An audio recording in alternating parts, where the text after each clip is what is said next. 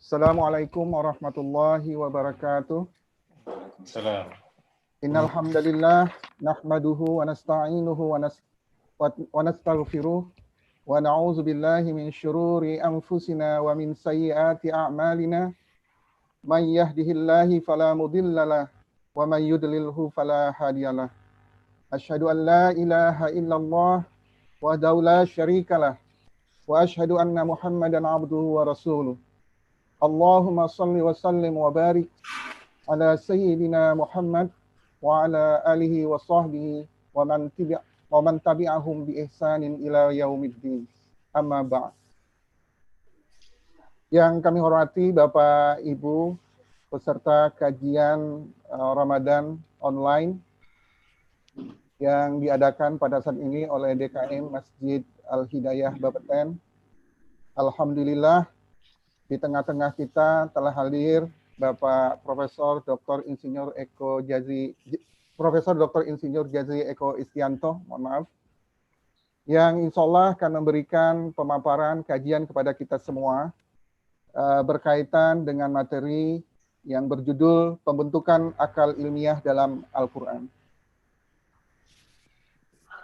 Saya yakin sebagian besar di antara kita telah mengenal baik Bapak Jazzy, namun tidak salahnya barangkali di antara kita yang hadir pada kesempatan yang berbahagia ini, barangkali ada yang belum mengenal, barangkali saya kira tidak ada salahnya untuk sedikit saya menyampaikan data-data beliau secara singkat saja. Bapak Profesor Dr. Insinyur Jazzy Eko Istianto, MSc IPU, beliau saat ini menjabat sebagai Kepala Badan Pengawas Tenaga Nuklir Bapeten, dan masih aktif sebagai guru besar di Universitas Gadjah Mada di Departemen Computer Science dan Elektronika. Beliau menyelesaikan pendidikan S1 di jurusan Fisika Universitas Gadjah Mada, kemudian melanjutkan ke Master Degree diselesaikan di bidang Computer Science di Universitas Essex, UK, United Kingdom, sekitar tahun 87 sampai 88, kemudian menyelesaikan program PhD doktor di bidang Electronic System Engineering, juga di universitas yang sama, Universitas Essex, UK, United Kingdom. Pada kesempatan yang berbahagia ini, Bapak Profesor Dr. Jazzy Eko Istianto berkenan untuk sharing dengan kita bersama untuk berbagi ilmu, pengetahuan dan pengalaman berkaitan dengan sangat dekat dengan bidang beliau, dan tema kali ini akan disampaikan berkaitan dengan pembentukan akal ilmiah dalam Al-Quran. Saya tidak ingin memperpanjang kata-kata atau pengantar dalam pembukaan ini. Untuk itu saya persilahkan kepada Pak Jazzy untuk memaparkan. Namun sebelum itu saya sedikit menyampaikan sedikit saja sebelumnya Pak Jazzy untuk mengingatkan rekan-rekan sekalian bahwa mohon bantuan teman-teman yang hadir pada kesempatan kali ini untuk menonaktifkan mic karena khawatir ada gangguan-gangguan suara yang mungkin mengurangi kekhidmatan kita mengikuti kajian ini. Dan kajian ini saya bagi atas dua sesi saja. Dua sesi pertama adalah pemaparan dari Pak Jazzy sekitar 30 menitan, saya kira cukup barangkali, dan seandainya pun lebih nggak apa-apa Pak, kurang lebih, dan nanti kita lanjutkan dengan diskusi atau tanya jawab, barangkali ada pertanyaan-pertanyaan yang akan disampaikan oleh peserta kajian pada kali ini. Kepada Bapak Jazzy kami persilahkan. Terima kasih Pak Iskak. Assalamualaikum warahmatullahi wabarakatuh. Waalaikumsalam warahmatullahi wabarakatuh. Innal hamdalillah asyhadu an la ilaha illallah wa asyhadu anna Muhammadan abduhu wa rasuluh. Qala Allah ta'ala fil Qur'anil azim wa ma yattabi'u aktsaruhum illa dhanna. Inna dhanna la yughni minal haqqi syai'a. Innallaha alimum bima yaf'alun. Bapak, Ibu-ibu, saudara-saudara yang berbahagia, yang saya kemukakan itu sebetulnya dari rangkuman dari buku ini. Ini buku ditulis oleh Yusuf Al-Qaradawi, Dr. Yusuf Al-Qaradawi, berjudul Al-Quran berbicara tentang akal dan ilmu pengetahuan. Ada sedikit tambahan nanti dari saya juga. Ini kalau yang mau mencari aslinya itu judulnya Al-Aqlu wal Ilmu fil Qur'anil Azim. Ya, terjemahnya diterbitkan oleh Gema Insani Press tahun 1998. Mungkin yang menampilkan siapa? Pak Eskak atau siapa? Menampilkan tayangannya itu? Atau Pak Bambang?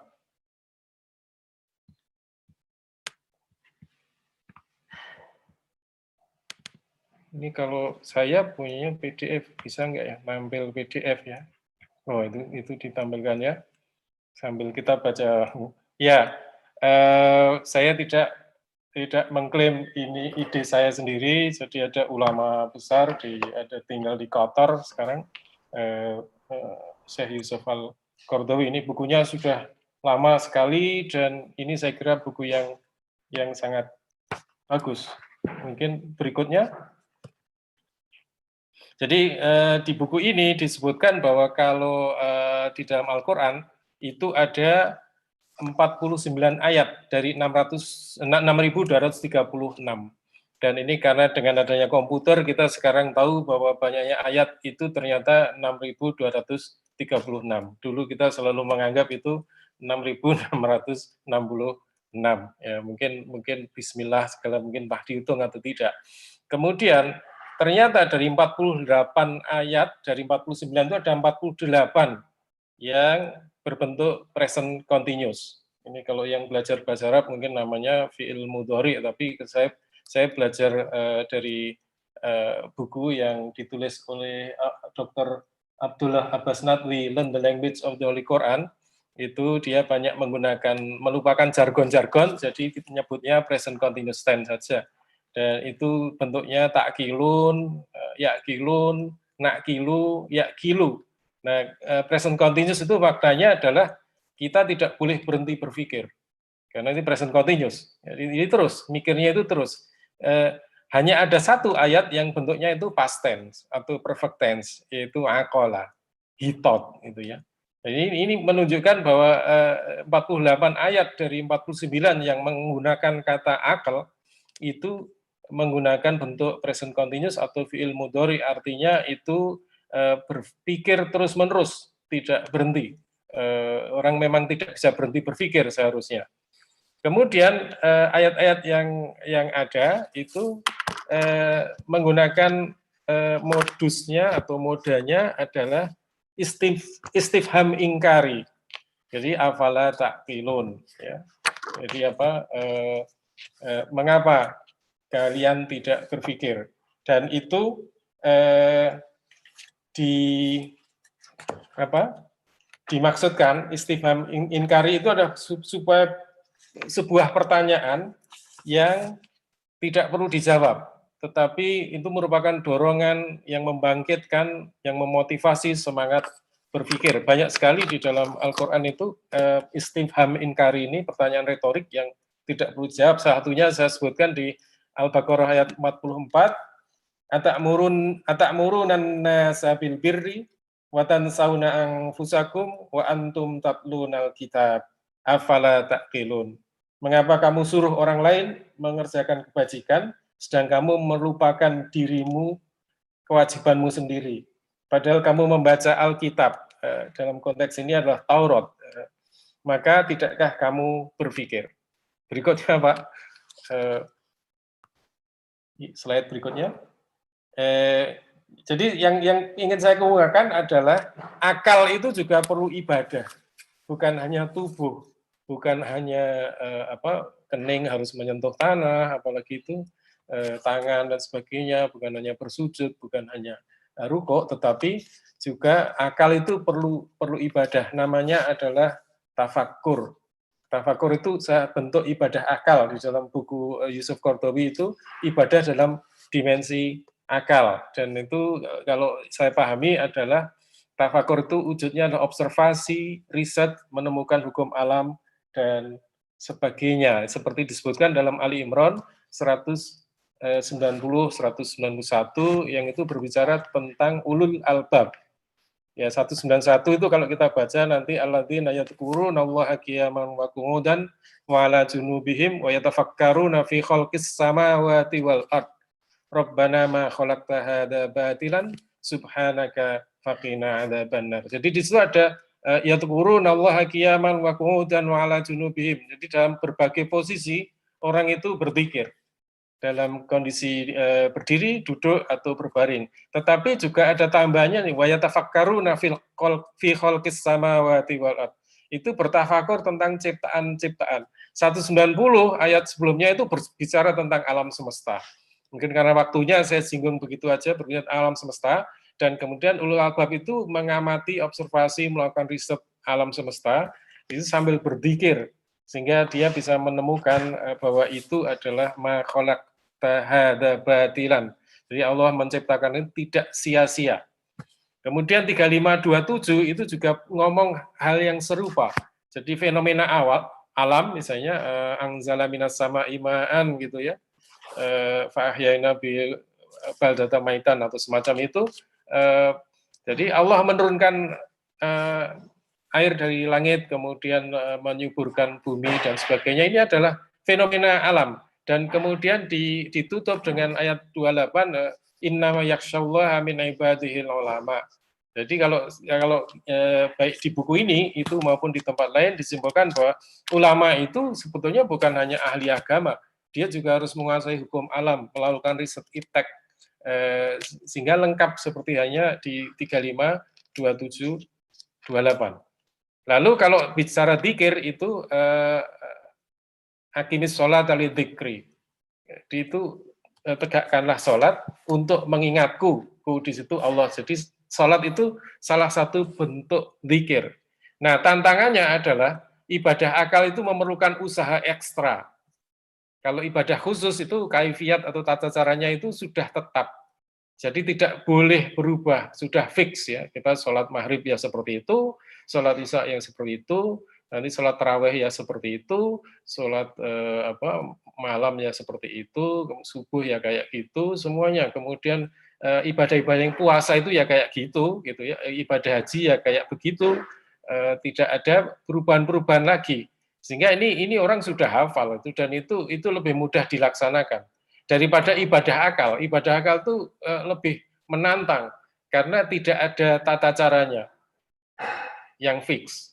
Orang bisa mencari hukum-hukum alam itu dengan berbagai macam metode yang itu agama tidak memberikan arahan, tidak memberikan, agama tidak membatasi dalam hal itu. Berbeda dengan ibadah khusus, itu sudah digariskan dan tidak boleh bergeser dari itu, sehingga sejak kecil kita biasa sholat jamaah di masjid, itu tidak perlu baca pun sudah dihitung sholat kan, sudah dihitung jamaah, ngikut aja gerakan imamnya, itu sudah dihitung jamaah.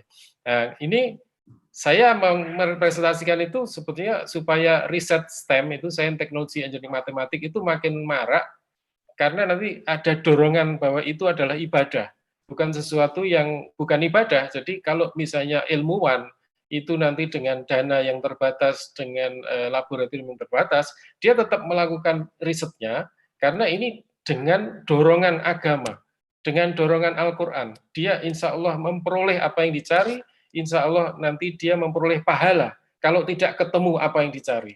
Jadi ini dorongan yang saya kira perlu kita gaungkan. Berikutnya Pak Ishak atau Pak Sugeng ya. Nah ini tadi yang sudah saya sebut ya, mohon maaf ya. Kalau riset itu kan membutuhkan kecerdasan minimal, mungkin master, mungkin doktor, mungkin S1 ya, dan itu perlu high order thinking. Perlu high order thinking skill, tidak sekedar gitu ya, perlu peralatan dan dana, menghadapi risiko, bisa kesetrum listrik, itu kawan-kawan yang riset di Batan dan sebagainya, bisa terkena radiasi nuklir, menghirup gas beracun, tertular penyakit, terperosok ke dalam lava dan quicksand dan sebagainya, terseret ombak, bertemu binatang buas, dan itu risiko-risiko orang yang mengeksplorasi hukum-hukum alam ya. Itu yang harus dihadapi ya. Kemudian mencari kebaruan atau novelty, sehingga yang dicari belum tentu ketemu kan, ketemu dead end. ya, cul-de-sac. Itu bertahun-tahun orang mencari itu belum ketemu, dan mungkin riset yang melibatkan banyak negara, banyak ilmuwan itu belum ketemu juga apa yang dicari. Jadi memerlukan inovasi, memerlukan paradigma baru, cara berpikir baru. Makanya itu high order thinking skill itu penting di dalam tafakur, atau saya menyebutnya itu tafakur. Saya anggap itu ada seperti riset IPTEK, riset STEM. Mohon maaf ini saya baru nyebut STEM. Sebetulnya di belakang saya juga akan nyebut ilmu-ilmu sosial itu juga didorong oleh Al-Quran. Nah, misalnya contohnya ya di negara Eropa ini CERN, Cutting Edge Research itu kolaborasi dari 21 negara anggota dan 7 negara observer, masing-masing setor dana. Bayangkan dia punya akselerator yang diameternya berapa kilometer itu, atau radiusnya ya 25 kilometer, besar sekali akselerator, dan itu mencari apa yang mereka sebut Higgs boson atau apa ya, partikel Tuhan atau apapun yang mereka cari, dark matter atau apa itu yang fungsi ekonominya, nilai ekonominya belum tentu ada dalam waktu berapa puluh tahun itu nilai ekonominya. Kenapa mereka mau investasi sebanyak itu? Kalau yang saya lihat di TV itu ada 25 negara Eropa, riset tentang cuaca di kutub. Nah itu jelas sekali cuaca itu kelihatan, karena sekarang misalnya BMKG selalu memberikan cuaca, itu urusannya dengan penerbangan, dengan transportasi, ini sudah sangat penting sekali. Tapi kalau orang mencari partikel, itu gunanya apa kan? Mungkin yang mereka cari adalah spin-off-nya. Dalam rangka mencari itu muncul teknologi yang mereka buat untuk bikin instrumennya, untuk bikin apa yang bisa dimanfaatkan segera untuk kepentingan lain. Berikutnya, Pak. Halaman berikutnya. Iya. Tuh, ya ini ibadah khusus ya. Kalau maaf saya bandingkan, ibadah khusus itu karena setiap orang harus melakukan. Jadi sholat wajib itu tiap orang harus melakukan kan. Makanya dia tidak disyaratkan untuk orang bergelar doktor atau master atau S1 supaya semua orang bisa. Tadi saya sebut sekedar duduk di majelis dzikir tanpa melakukan dzikir, diam aja di situ, itu sudah dianggap sebagai anggota majelis dzikir. Dan malaikat turun kalau fa'angzalahu sakinatan ala qulubil mu'minin atau apa gitu ya. Jadi nanti malaikat turun membawa berkah, membawa rahmat, membawa apa dari kelompok yang sedang berzikir itu. Asal ikut gerakan imam ya sudah dihitung sah memperoleh 27 derajat. Tidak mencari inovasi, bahkan inovasi bid'ah itu dilarang dalam agama. Mungkin juga tidak ada istihad lagi dalam soal gerakan-gerakan sholat. Kalau sekarang sholat id akan ada di rumah, itu saya kira sudah ada sejak dulu itu, karena zaman dulu juga ada pandemi, ada yang sekian ribu sahabat atau tabi'in itu ikut meninggal karena itu. Mu'adz bin Jabal juga meninggal karena pandemi, waktu namanya apa itu, tahun apa namanya itu, Amwas atau apa ya, tahun Amwas ya. Itu yang mereka semua lari ke gunung menyendiri semua, lockdownnya itu di gunung-gunung.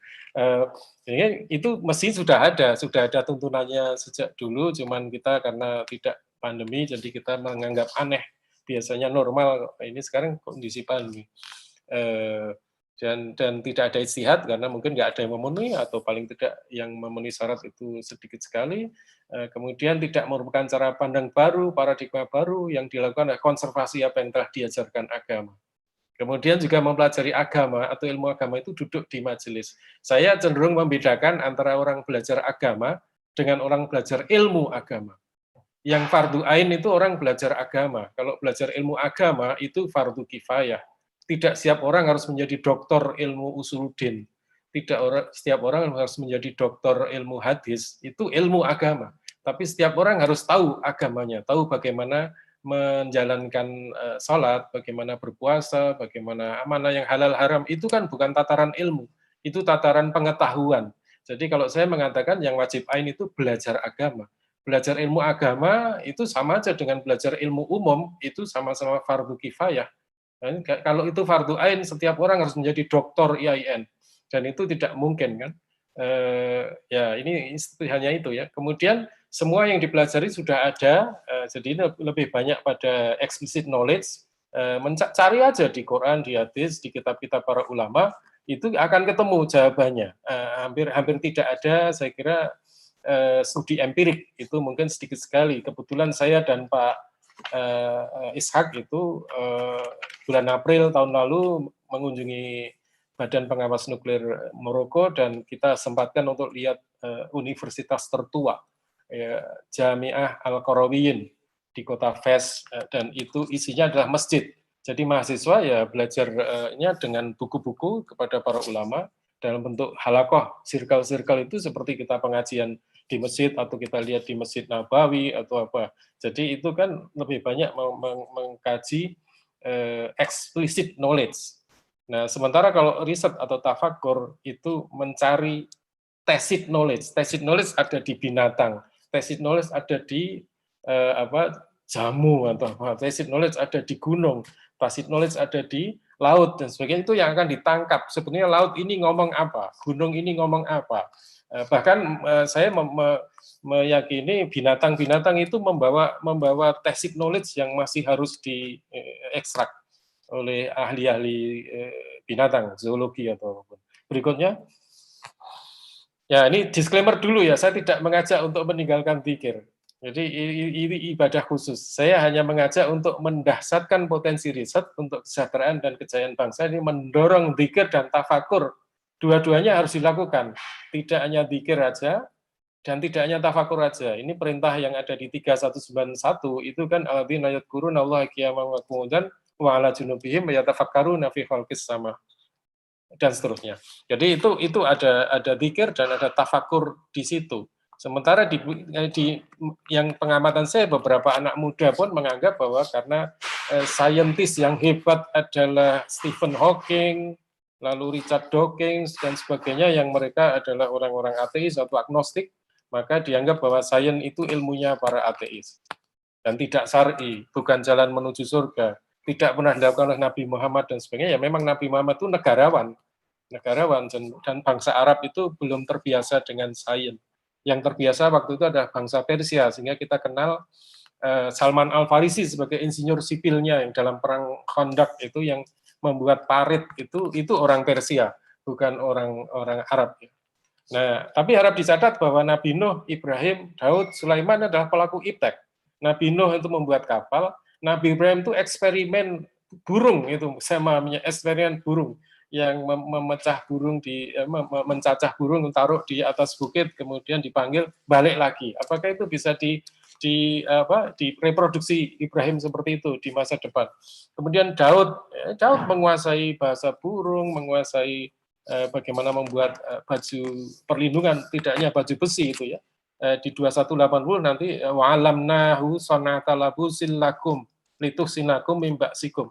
Jadi Nabi Daud itu diajari untuk bisa membuat baju lituhsinakum mimba'sikum, supaya melindungi pemakainya dari bahaya, entah bahaya untuk radiasi nuklir, gas beracun atau apalagi ya, panas untuk pemadam kebakaran, itu kan pakai baju yang mungkin anti api. Jadi itu Daud itu pelaku. Sulaiman, apalagi Sulaiman itu memahami bahasa burung, memahami bahasa semut, kemudian bahkan anak buahnya pun bisa memindahkan singgasana Ratu Saba. Itu kan kalau anak buahnya gitu ya rajanya lebih hebat lagi. Nah, yang terjadi juga sejak dulu saya lihat tuh mahasiswa ilmu umum itu hijrah ke ilmu agama. Tetapi memang lebih sulit mahasiswa agama hijrah ke ilmu umum. Saya tidak mengatakan bahwa kalau misalnya sarjana agama terus ngambil doktor mekanika kuantum itu mahasiswanya akan kesulitan matematika. Bukan itu. Yang saya maksud adalah ketika kita membaca pustaka agama, itu kita merasa lebih soleh daripada membaca mekanika kuantum. Kita merasa lebih soleh berada di masjid daripada berada di laboratorium, daripada di orang geofisika atau geologi, daripada di lapangan, di gunung-gunung. Itu juga sedang melakukan perintah agama yang disebut di dalam Ali Imran 191 mengeksplorasi alam. Nanti manfaatnya ada untuk umat manusia. Jadi ini saya tidak mengatakan bahwa orang agama itu nggak bisa matematik. Bisa, cuman masalahnya itu kan kita seringkali merasa ketika kita hijrah ke ilmu agama itu kita sudah merasa itu sudah safe, sudah aman. Padahal sebetulnya ya di ilmu umum juga bisa safe. Dan karena kalau kita kenal Nassim Nicholas Taleb itu PhD maupun BSc-nya itu dalam bidang filsafat, tapi matematikanya hebat juga itu. Jangan dikira kalau orang yang ilmuwan sosial itu matematikanya tidak hebat juga. Berikutnya, iya, mengapa hukum alam? Karena sunnah Allah itu tidak berubah. Ini klaim di dalam Quran dan kita amati kalau berubah-ubah. Jadi kalau atom itu wataknya berubah-ubah, orang tidak bisa membuat tabel Mendeleev ya. Tabel periodik kita nggak bisa disusun kalau itu sunatullahnya berubah-ubah gitu ya. Kemudian juga orang tidak bisa mengklasifikasikan ini radioaktif, ini gas mulia dan sebagainya, tidak bisa itu karena polanya jelas, jadi bisa dibuat sistematikanya, bisa dibuat kesamaan rumusnya, disimulasikan wataknya dan sebagainya. Nah, tadi saya nyebutkan surat 2180 itu wa'alamnahu sonata labusilakum litusinakum min ba'sikum fahal antum syakirun. Jadi Allah mengajari Nabi Daud membuat baju protective clothing yang itu litusinakum min ba'sikum lakum. Jadi yang diajari satu orang tapi nanti yang make itu banyak orang. Ini kan industri ini. Gambaran industri karena yang diajari satu, yang bisa bikin satu, tetapi kemudian lakum itu kan untuk kalian semua, bukan hanya untuk Daud, sehingga dia sebuah industri. Nanti bajunya dibuat, ini mungkin sekarang banyak kawan-kawan yang membuat APD untuk melindungi dokter dan tenaga kesehatan dari infeksi corona. Seperti itu saya kira itu termasuk sonata labusin juga ya. Dan di belakang fahal antum syakirun. Karena itu mengapa kamu tidak bersyukur? Jadi ayat 2180 itu mengatakan bahwa industri, teknologi dan industri itu ungkapan syukur. Ya, kalau sains itu ungkapan tafakur. Tafakur. Dan nanti kalau agama itu ungkapan zikir itu. Supaya ingat bahwa ini semua adalah ciptaan Allah, tidak melupakan, tidak menjadi sombong seperti hanya Qarun yang mengatakan innama utituhu ala ilmin indi. Qarun itu kaya sekali lalu mengatakan aku dapat kekayaan itu karena ilmuku sendiri. Nah, dia lupa bahwa itu adalah karunia, ada faktor karunia Allah. Nah, ini ayat-ayatnya nggak usah saya sebut, ini nanti bisa silakan di-copy saja. Sunnah Allah walam tajida li sunnatillahi tabdila. Kira-kira bentuknya gitu, walam tajida li sunnatillahi tahwila. Jadi itu sunnah Allah itu fix, dan ini satu karunia, karena kalau berubah-ubah mencela-mencele, ya itu susah dibuat hukum-hukum fisika, kimia, biologi, dan sebagainya. Nah, kalau kita baca Quran, sebenarnya sunnah Nabi dan sunnah Rasul itu nggak ada. Yang ada di dalam Quran itu sunnah Allah dan sunnah al-awwalin. Jadi sunnah kaum terdahulu, kaum Ad, kaum Thamud, jadi orang-orang yang durhaka, itu akhirnya akan ditimpa oleh kemurkaan Allah, adab Allah, dan itu yang saya simpulkan bahwa mempelajari sejarah kaum terdahulu itu adalah juga perintah agama. Karena misalnya kul siru fil ardi fanduru kaifa kana akibatul mukadzibin. Katakanlah berjalanlah di muka bumi dan perhatikan akibat orang-orang yang mendustakan ayat-ayat Allah. Ini kan perintah untuk keluyuran, artinya keluyuran melakukan perjalanan, walaupun sekarang perjalanannya perjalanan virtual ya, dengan klik-klik di web. Tapi kita mempelajari banyak hal, salah satunya adalah apa yang menimpa umat-umat terdahulu. Jadi the rise and fall of nation, itu ada yang orang nulis buku itu ya, mengapa suatu negara hebat kemudian dia runtuh ekonominya, kenapa negara yang miskin kemudian bisa take off, itu kan sejarah, mungkin juga ada ekonominya di situ, ada sosialnya di situ dan sebagainya. Nah, sunnah Rasul yang kita diperintah untuk mengikuti, mencontoh, itu tidak disebut di dalam Quran sunnah Rasul, tapi menyebutnya dengan uswatun hasanatun. Laqad kana lakum fi Rasulillahi uswatun hasanatun liman kana yarjullaha wal yaumal akhir wa dzakarallaha katsira. Jadi itu sungguh ada contoh yang baik pada diri Rasul ya, yang disebut dengan eksplisit itu hanya nama Ibrahim. Qad kanat uswatun hasanatun fi Ibrahima walladzina ma'ahu. Ya, itu ada di ayat 64 itu. Ibrahim disebut eksplisit karena memang Nabi Muhammad itu diperintah untuk mengikuti Ibrahim. Ini agama Abrahamik ya. Ittabi'u millata Ibrahim hanifan. Itu Nabi juga diperintah, sehingga manasik haji itu kan sejak Nabi Ibrahim, Nabi Ismail. Kita kok sholat di Hijr Ismail. Itu sudah sejak Nabi Ibrahim itu ada. Kenapa itu di depan multazam, dan kenapa tawaf, kenapa lari-lari kecil kalau laki-laki itu dari Safa dan Marwah itu namanya sa'i ya. Itu sudah ada sejak zaman Nabi Ibrahim, dan Nabi Muhammad itu hanya mengikuti Nabi Ibrahim, millata Ibrahim. Berikutnya, wah waktunya nanti saya harus bercepat ya. Nah, mengapa tafakur? Itu ada ayat lain yang mengatakan ala lahul khalqu wal amru. Jadi kenapa khalqu disebut sebelum amru? Sementara kita itu hanya menganggap bahwa yang soleh itu yang belajar amru, perintahnya. Yang belajar ciptaannya itu dianggap tidak soleh. Ini dianggap orang yang nggak benar. Padahal COVID-19 itu memberikan pelajaran kepada kita, para dokter dan tenaga kesehatan itu sholatnya bagaimana. Dengan memakai pakaian APD yang seperti itu, mungkin sholatnya di jamak kosor. Saya nggak tahu, dan kita nggak perlu mengkritik bagaimana mereka sholat. Kan? Mereka berada di garis depan, saya kira itu bisa berlaku sholatnya tentara yang di medan perang. Itu ya. Karena berada di garis depan, bukan mereka betul-betul tidak normal seperti kita. Jadi apa kalau itu sudah pakai APD lengkap itu nanti harus wudhu lagi, atau mereka itu tayamum dan sebagainya ya. Jadi ini ya, mempelajari ciptaannya melalui tafakur itu lebih penting daripada mempelajari perintahnya. Bahkan dulu Insinyur Sahirul Alim MSc, kemudian beliau mengerjakan S3 sebelum lulus doktor, itu memaksa saya mengajar agama Islam 2 di Fakultas MIPA. Beliau mengatakan bahwa Al-Quran itu hanya sebagian dari firman Allah. Firman Allah yang banyak sekali itu adanya di alam semesta ini yang perlu dipahami, yang perlu dipelajari. Nah, kalau kita lihat 9122 itu berbicara tentang dua nafar, jadi kelompok tentara misalnya ke medan perang, lalu kemudian ada ahli agama. Jadi supaya ada satu kelompok yang menekuni agama. Artinya itu tidak setiap orang harus pada tataran ilmu.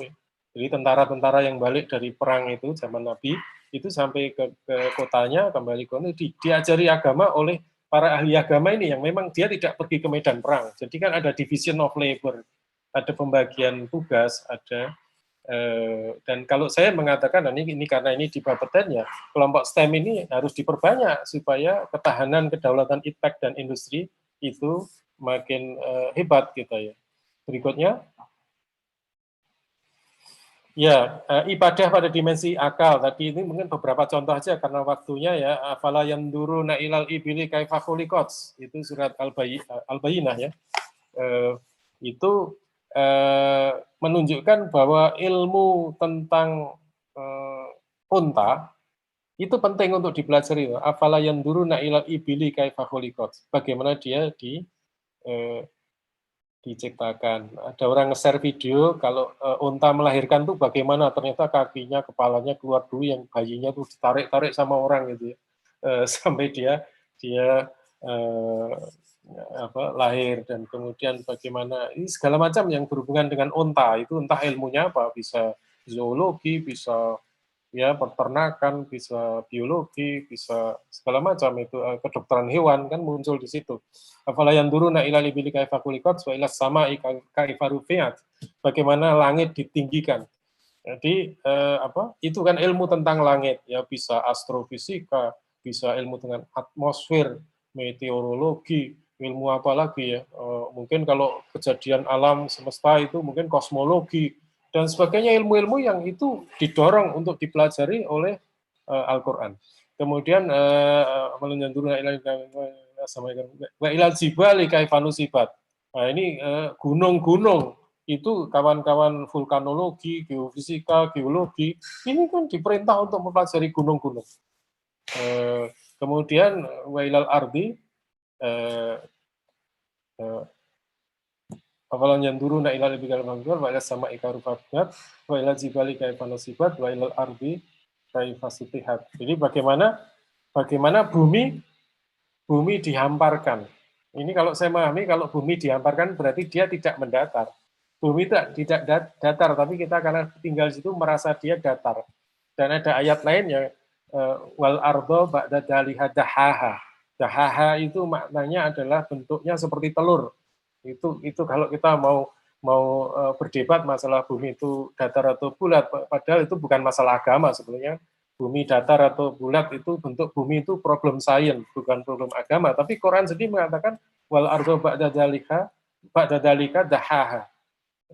Bumi setelah itu berbentuk kayak telur, ya dahaha.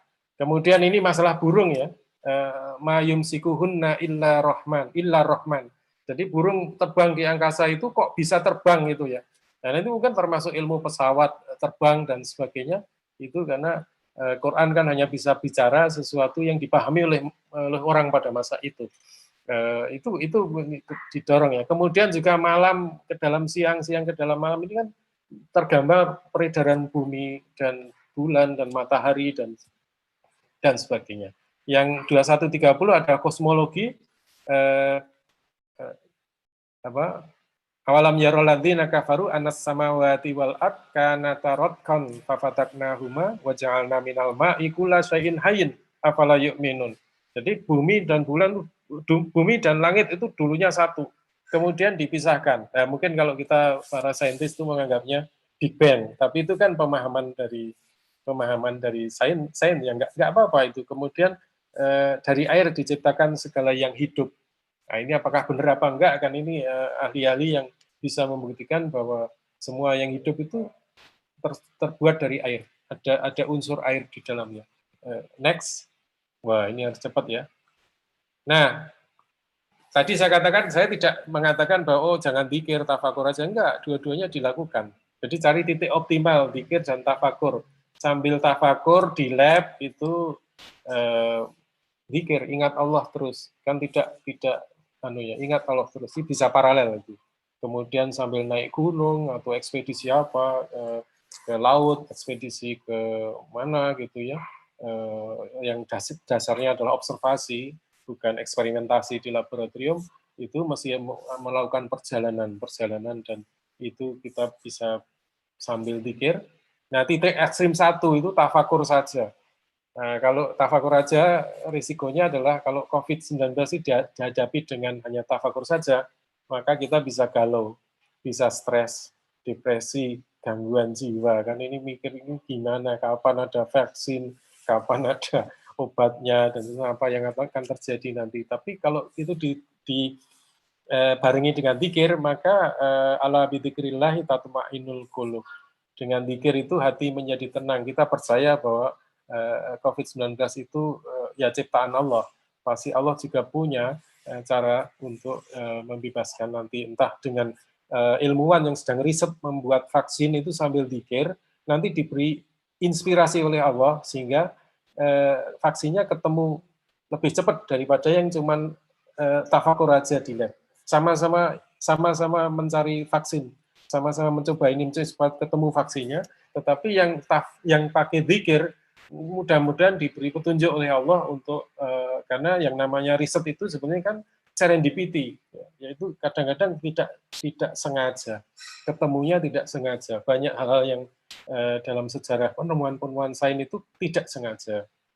Obat ini sebenarnya maunya nyari obat itu, ketemunya malah obat ini. Kemudian titik ekstrim 2 itu dzikir saja. Nah, kalau dengan dzikir saja ya kapan akan ditemukan vaksin atau setidaknya obat? Karena harus ada dua, ada dzikir atau doa dan usaha. Kita kenal Bani Israel yang ngomong kepada Musa, lan nasbiru ala ta'amin wahidin fat'u lana rabbaka yukhrij lana min bakliha wa kitfa'iha wa fumiha wa adasiha dan sebagainya. Kemudian jawabannya itu sebenarnya dia cuma butuh sayur-sayuran atau apa itu, kacang-kacangan, kok dadak meminta Musa untuk berdoa kepada Tuhannya supaya buminya itu ditumbuhkan tumbuh-tumbuhan itu, apa sayur-sayuran itu. Perhatikan yang dipakai oleh Bani Israel itu fat'ulana rabbak. Jadi Bani Israel itu menganggap bahwa Tuhannya Musa itu bukan Tuhannya mereka. Karena menggunakan berdoalah kepada Tuhanmu, bukan berdoalah kepada Tuhan kita. gitu. Jadi itu sudah alienasi, sudah merasa kelompok yang berbeda. Jawabannya di 261 itu ya ihbitu misron fa inna lakum ma sa'altum. Udah ada pergi ke kota aja, beli aja di pasar. Nanti akan ada itu. Di pasar dijual banyak saudara-saudara. Next. Jadi ini kemalasan Bani Israel. Nah, 3 tugas manusia. Seringkali kita menganggap bahwa tugas manusia itu hanya 1. 5156. Wa ma khalaqtul jinna wal insa illa liya'budun.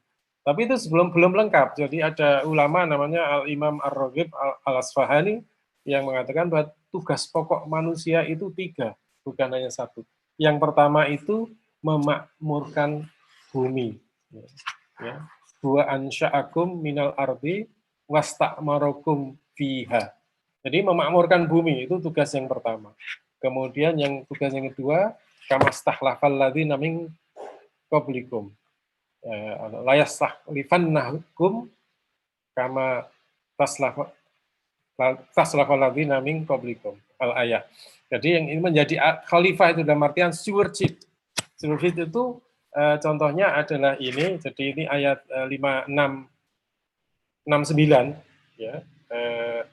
Yang Allah juga bertanya bahwa Allah itu menurunkan air dari langit. Kamukah yang menurunkannya ataukah kami yang seandainya lau nasya'u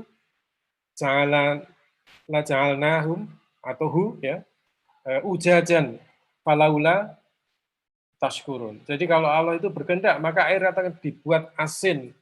Karena itu bersyukurlah. Sehingga syukur yang dilakukan adalah menjaga siklus air, sumber dan aliran air tetap bersih, tidak tercemar, dapat diminum, tidak beracun, menyehatkan, dan sebagainya. Dan ini untuk itu diperlukan sains, teknologi, engineering, matematik, dan ilmu sosial terkait air.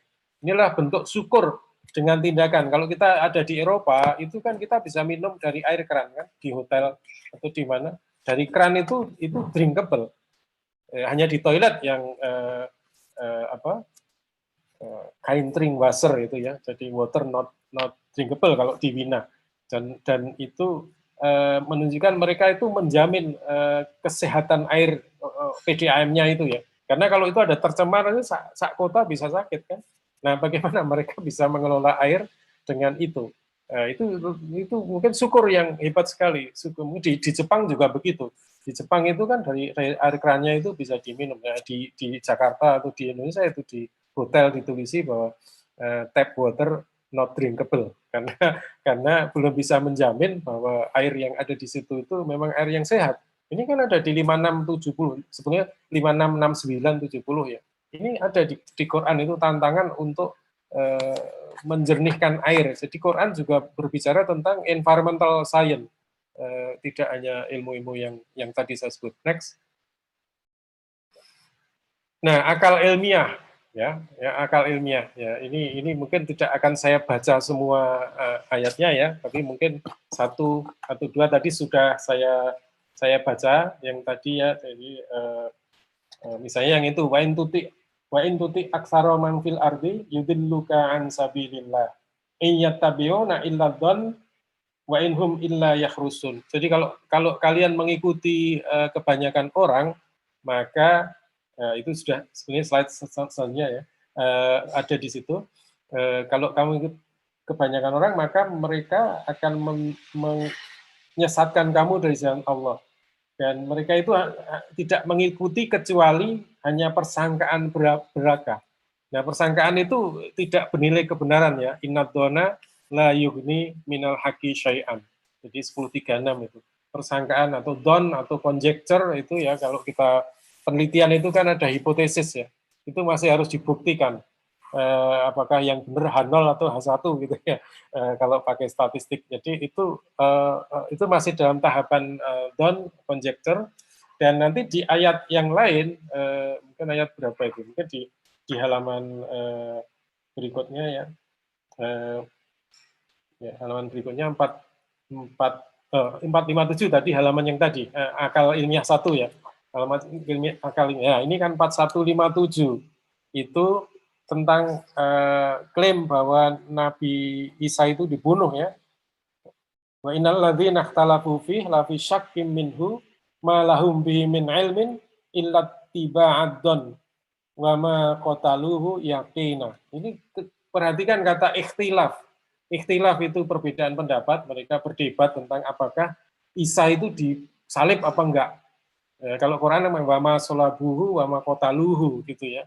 Tidak disalib dan tidak dibunuh, tapi orang-orang sekitarnya waktu itu banyak berdebat ini dibunuh atau tidak, disalib atau enggak. Mereka lafi syak. Jadi mereka dalam keraguan.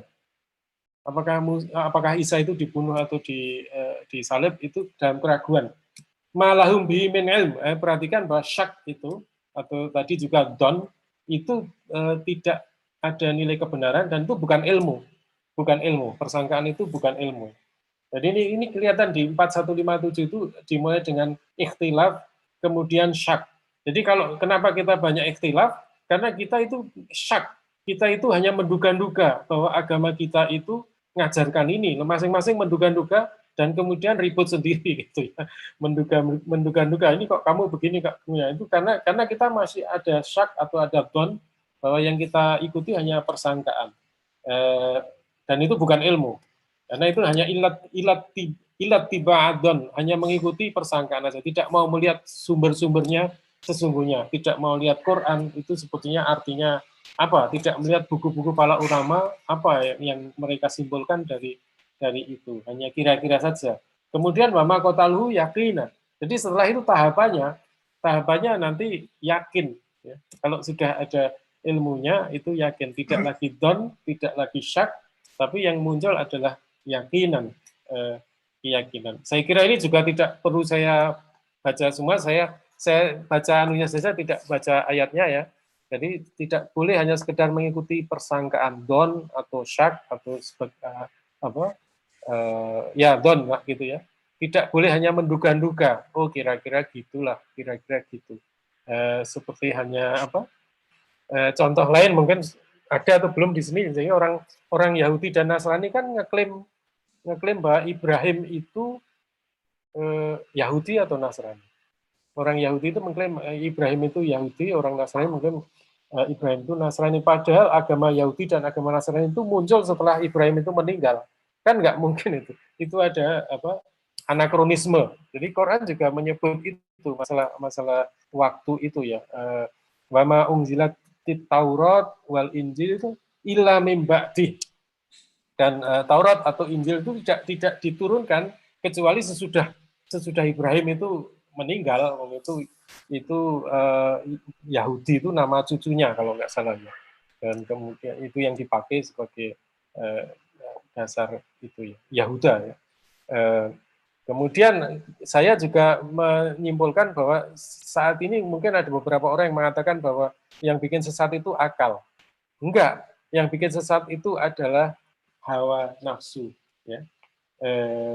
Misalnya itu waman adallu mimman nittaba hawahu bighairi hudan minallah innallaha la yahdil qaumadz zalimin. Jadi siapa yang lebih sesat daripada orang yang mengikuti hawa nafsunya tanpa petunjuk dari Allah. Sesungguhnya Allah tidak memberi petunjuk kepada orang-orang yang zalim. Jadi mengikuti hawa nafsu itu identik dengan kedoliman. Jadi ini tidak boleh seorang saintis itu mengikuti emosinya, mengikuti hawa nafsunya. Dia harus betul-betul bermakmum kepada data, bermakmum kepada alam semesta. Itu kalau dulu Profesor Mugiono itu di jurusan fisika, geofisika, telah mengatakan bahwa hakim tertinggi adalah alam. Jadi apa yang diomongkan oleh alam itu mengalahkan siapapun gitu ya.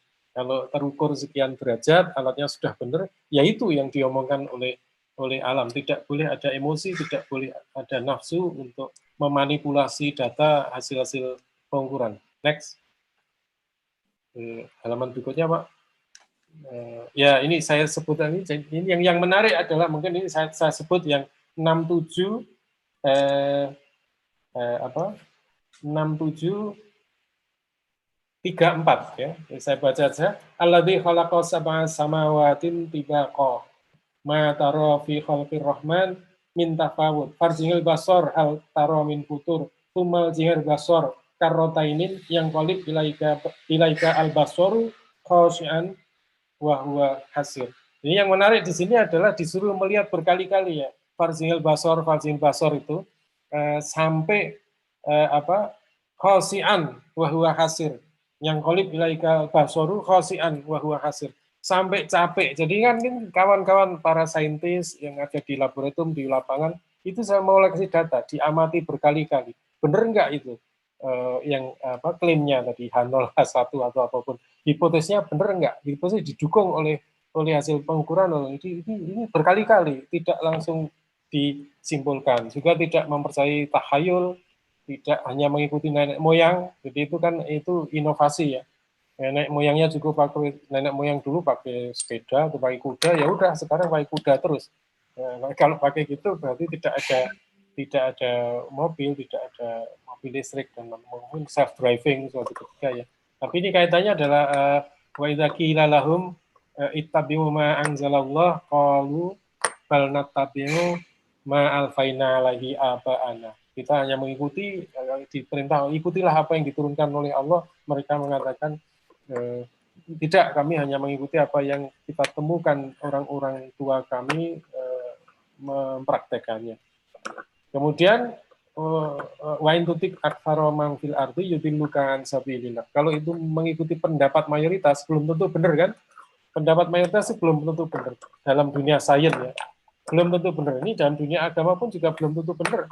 Jadi kalau Ibrahim dulu mengikuti pendapat mayoritas, dia tidak melaksanakan risalah Allah kan? Karena mayoritas kaumnya itu menyembah berhala. Dan Ibrahim sendiri yang tauhid. Ini tidak terpengaruh Ibrahim. Dan hampir semua nabi kan seperti itu.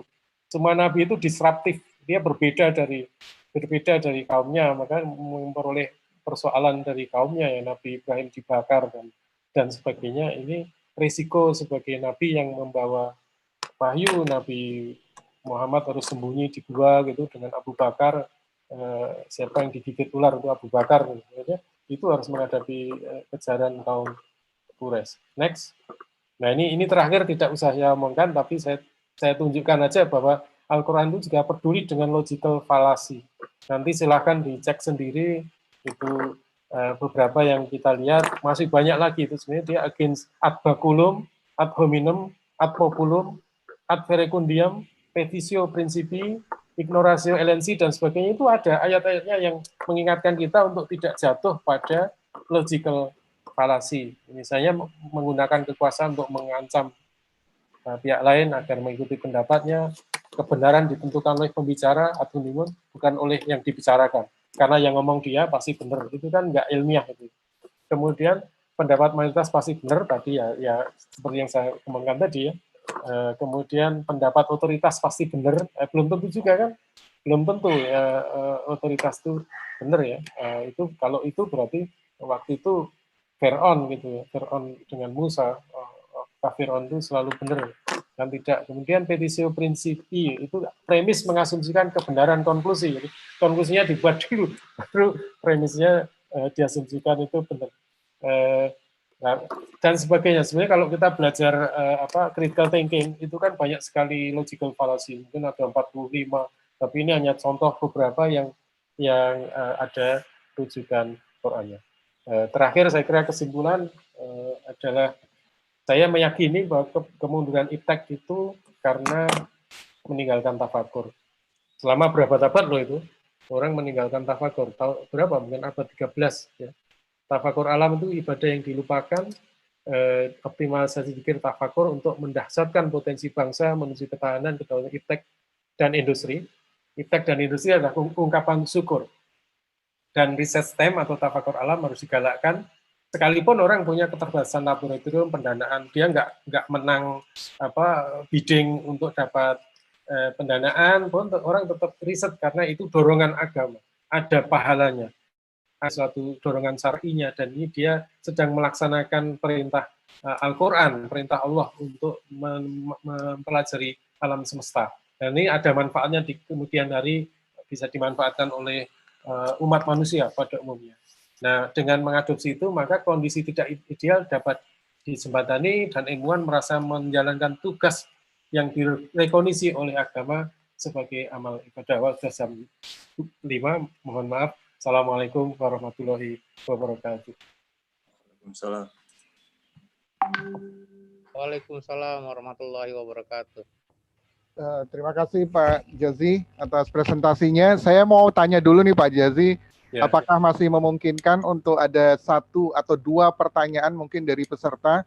Monggo, silakan. Oke, sebagaimana rencana tadi ada sesi tanya jawab, tapi karena waktu yang tidak memungkinkan, jadi kita batasi hanya mungkin 1 atau 2 pertanyaan dari teman-teman atau Bapak Ibu yang hadir pada kesempatan ini.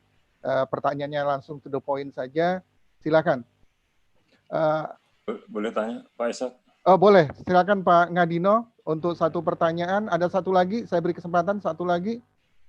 Apakah ada? Oke, kalau tidak ada, hanya 1 pertanyaan. Baik, Pak Ngadino, silakan. Ya, terima kasih, Mas Jazi. Terima kasih anunya. Baik, pekayan loh, pekayan Pak ini. Pekayan saya. Ya, oke, sip. Alhamdulillah. Ini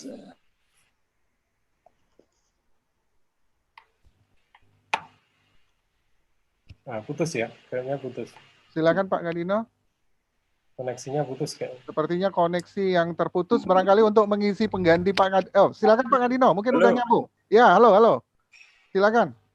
Iya Pak, mau tanya ini, masalah mengkritisi Al-Quran. Karena Pak Mas Jazi bilang tadi, menggunakan akal itu demikian banyak dianjurkan di dalam ayat-ayat Al-Quran. Sehingga tidak tertutup kemungkinan bahwa kita juga diperbolehkan untuk mengkritisi, begitu kan ya Mas? Ya.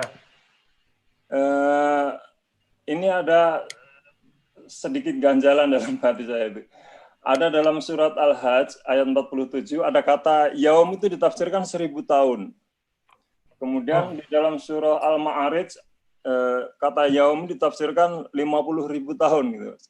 Ini kadang oleh kalangan di luar Islam menjadi pertanyaan seolah-olah kitab kita itu kontradiksi gitu loh Mas. Jadi apa betul begitu Pak? Jadi jawabannya seperti apa? Mungkin Mas Jazi bisa ngasih pencerahan. Terima kasih Pak. Ya, saya meyakini bahwa kita pun boleh meragukan Quran. Ya. Tidak ada salahnya. Nanti didebat oleh orang. Jadi kalau kan ada ayat wa in kuntum fi raibim mimma nazzalna ala abdina fa'tu bi suratin min mithlih. Kalau kamu ada keraguan tentang apa yang kami turunkan kepada hamba kami, maka tulislah atau bikinlah 1 surat aja.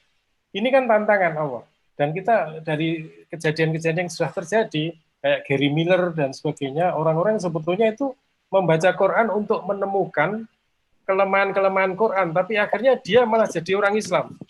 Karena memang tantangan Quran itu betul, begitu kita punya keraguan, maka ditantang untuk fa'tu bi suratin min mithlih.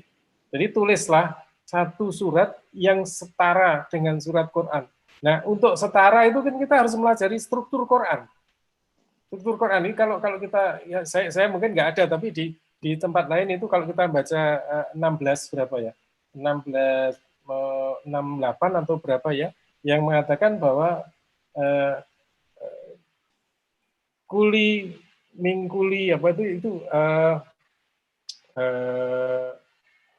astagfirullah. Itu tentang lebah ya. Lebah itu dikatakan fi butuniha syarab. Padahal itu ketika disebutkan di situ, itu sedang ngomong tentang 1 lebah ya. Itu struktur yang bagus kayak yang sebagai contoh ya. Fi butuniha syarab. Kenapa butun itu jamak, lalu ha itu single perempuan kan? Fi butuniha syarab. Dan itu seluruh ayat tuh ngomong subula robuki, usluki dan sebagainya, itu kan berbicara kepada 1 orang perempuan. Dalam hari ini perempuan itu mewakili lebah. Ternyata kalau dilihat dari ilmu lebah, butuniha syarab itu butun itu kan jamak, ha itu 1. Kenapa kok dipakai jamak dan 1? Mungkin saya pernah diskusi dengan beberapa ustadz. Kalau ustadz itu mengatakan ya domirnya dari butun itu boleh 1, boleh ha. Tapi saya tetap ngeyel bahwa Allah itu sedang mengatakan kepada kita bahwa 1 lebah perempuan itu mempunyai banyak perut, tidak hanya 1. Dan kalau kita cek di web-web yang pecinta lebah, itu mereka mengatakan one bee has 2 stomach, ya. Disebut nektar satunya. Jadi paling tidak ada 2. Ini indah sekali. Dan kalau tadi kembali ke itu, saya kira kita meragukan silakan, tapi nanti saya yakin orang yang meragukan kalau betul-betul mengikuti Fa'tu bi suratin min mithlih, dia juga mengkompos sesuatu yang setara akan lihat struktur Quran, akan belajar bahasa Arab. Ini kalau ini silahkan di-download, ini ada saya sejak dulu mempelajari ini, Learn the Language of the Holy Quran, ini sudah bisa di-download free. Saya beli tahun 80 atau 90 lah. Saya beli dulu. Itu strukturnya kan tertentu dan kita harus belajar itu untuk bisa nulis seperti Quran persis dalam bahasa Arab dengan derajat konten yang sama. Itu kita pasti harus belajar Quran habis-habisan. Saya yakin orang yang meragukan itu nanti malah menguasai Quran. Kenapa kok begini, kenapa kok begini. Nah, itu tadi tergantung ceritanya saya kira ya. Tahrujul malaikati ilaihi fi yaumin kana miqdaruhu, berapa itu? Kalau malaikat itu naik kepada Allah, menghadap Allah, itu fi yaumin kana miqdaruhu, itu saya lupa itu apakah dia di khamsina alfasana atau alfasanati mimma ta'udun. Itu memang ada 1.000, ada 50.000, ada 5.000. Saya kira itu tergantung konteksnya. Intinya menurut saya adalah karena ada faktor relatif itu ya. Mungkin kalau orang fisika itu ada dilatasi waktu. Jadi kalau manusia itu memandang itu 1.000 tahun atau 50.000 tahun. Itu tergantung kasusnya. Di situ kasusnya beda-beda. Saya kira tidak menceritakan hal yang sama. Tidak sama di situ. Jadi mungkin ada yang lalu kalau diomongkan lagi yaum yang lain itu artinya berapa? Khalaqas samawati wal ardo fi sittati ayyam. Itu kan yaum juga dalam 6 hari. Itu orang akan tanya, hari itu muncul karena matahari dan bumi. Matahari dan buminya belum ada kok sudah ada hari. Ini saya jawabnya, saya ingat dulu tahun 83 di gelanggang mahasiswa itu ada ceramahnya Profesor Baikuni. Profesor Baikuni menjelaskan tentang yaumanatwis sama ikatoi sijilil kutub. Jadi nanti Allah itu di hari kiamat itu akan melipat alam semesta itu seperti kita melipat kertas gitu ya. Yaumanatwis sama akatoi sijilil kutub. Nanti kemudian beliau banyak sekali cerita tentang itu fisikanya karena beliau memang profesor fisika atom. Lalu ada mahasiswa yang tanya, Pak, ketika belum ada waktu, ketika Allah belum menciptakan waktu, apa yang ada ketika itu? Sebelum ada waktu itu ada apa? Pertanyaan. Lalu jawabannya Pak Baikuni, Profesor Baikuni itu bagus sekali. Ya sebelum itu kan miliknya waktu. Jadi sebelum ada waktu, kata sebelum itu belum ada. Jadi bagaimana kita akan, saya kira itu mungkin Mas Ngadino nanti bisa lihat di ayat-ayat ini, kasusnya saya kira pasti beda itu. Tidak sama. Kalaupun itu sama, kita harus menyimpulkan bahwa itu, yaitu ada fenomena relatif lah.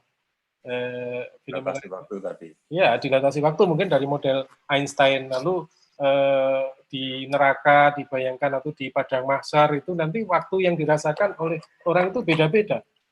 Penghuni gua mengatakan itu kam labitum, itu pertanyaan kira-kira gitulah jawabannya, labitu yauman au ba'da yaum. Kami hanya tidur ya setengah hari atau sebagian dari hari. Lalu sebetulnya mereka sudah tidur itu salah satu mi'atu sanah atau apa gitu ya. Wasdadu tis'ah. Jadi 300 tahun dan ditambah 9. Kira-kira begitu saya bikin kalimatnya sendiri. Jadi, di situ. Kemudian juga ada orang yang meninggal kemudian dibangkitkan. Mereka itu juga ngomong itu. Labistu yauman au ba'da yaum. Tidak merasa bahwa itu padahal meninggalnya sudah miliaran tahun yang lalu, baru kiamatnya nanti. Karena itu fenomena yang relatif. Mungkin sampai di situ aja, tapi saya sepakat kalau kita meragukan sih nggak apa-apa, tapi harus konsisten. Kalau meragukan harus riset dan bikin surat yang setara. Itu setara betul loh. Karena kalau mau bikin setara, orang mesti mempelajari Quran untuk bisa bikin yang setara. Dan setelah dia tahu Quran, terus keok dia pasti akan takluk dia karena menguasai itu betul ya, kayak apa siapa Gary Miller, mungkin juga siapa Maurice Bucaille, mungkin semua itu kan banyak orang cerita-cerita yang orang pengennya mencari kelemahannya Quran tapi malah dia takluk dengan Quran. Mungkin gitu aja jawabannya, nanti dilanjutkan di WA Mas Ngatin. Terima kasih Pak. Ya. Ya, terima kasih Pak Jazi atas jawaban yang disampaikan dari pertanyaan Pak Ngadino. Saya kira memang waktu kita yang tidak memungkinkan karena terbatas sekali dengan waktu yang ada. Alhamdulillah kita sudah sampai pada sesi terakhir ini dan banyak sekali informasi yang telah di-share oleh Pak Jazi berkaitan dengan bagaimana Al-Quran telah memberikan dorongan kepada kita semua, memberikan semangat bagi kita untuk terus belajar, mengkaji, meneliti, dan semua ini adalah semua kegiatan-kegiatan yang sebenarnya tergolong pada ibadah, yang tidak hanya kita lihat sebagai ibadah khusus yang tadi disampaikan tadi, tetapi ini merupakan ibadah dalam pengertian yang lebih umum, dan kita mestinya dapat memberikan kontribusi pada ilmu pengetahuan, karena memang ini juga merupakan ibadah yang dituntut oleh Al-Quran sendiri. Saya kira tidak berlama-lama dalam kajian ini, saya yakin kita masih banyak ingin kita pelajari dari Pak Jazi. Mudah-mudahan nanti Pak Jazi punya waktu lagi untuk bisa sharing pengetahuan Bapak kepada kita semua, dan kita akan buat juga program-program serupa. Dan sebelum kita tutup, kami mengucapkan terima kasih kepada Pak Jazi atas kesediaan Bapak dan juga kesediaan Bapak untuk hadir dan memberikan sharing ilmu pengetahuan pada kali ini, dan juga kepada seluruh peserta yang telah berkenan hadir juga untuk kita sama-sama menimba ilmu dan juga semangatnya untuk bisa mengikuti kajian kita kali ini. Dan kami juga menyampaikan terima kasih kepada panitia yang telah bersusah payah juga untuk menyiapkan kegiatan ini sehingga bisa berlangsung dengan lancar. Dan saya sebagai moderator dan juga mewakili teman-teman panitia menyampaikan permohonan maaf jika ada kekurangan-kekurangan yang masih terasa di dalam pelaksanaan kajian ini. Insya Allah nanti di kemudian hari kita akan perbaiki dan jauh lebih baik. Untuk materi yang disampaikan oleh Pak Jazi, Bapak-Bapak Ibu bisa download melalui forum chat, sebenarnya sudah di-share oleh teman-teman panitia, dan insya Allah mudah-mudahan panitia juga bisa nanti share pada bagian sharing file di YouTube, saya kira itu juga bisa dilakukan. Sebagai penutup dari pertemuan kita ini, agar pertemuan kita ini memberikan manfaat dan semoga kesalahan-kesalahan kita di dalam selama pelaksanaan kajian ini bisa diampuni. Marilah kita membaca doa kafaratul majlis secara bersama-sama. Subhanaka Allahumma asyhadu an bihamdika asyhadu an la ilaha illa anta astaghfiruka wa atubu ilaik. Terima kasih. Kita tutup. Assalamualaikum warahmatullahi wabarakatuh. Waalaikumsalam warahmatullahi wabarakatuh. Assalamualaikum. Waalaikumsalam. Terima kasih banyak Pak Jazi. Oke, makasih Pak Bambang. Sama-sama Pak Ishak. Terima kasih banyak. Sama-sama. Saya memohon pamit Pak Bambang. Baik, sama-sama. Silakan Bapak.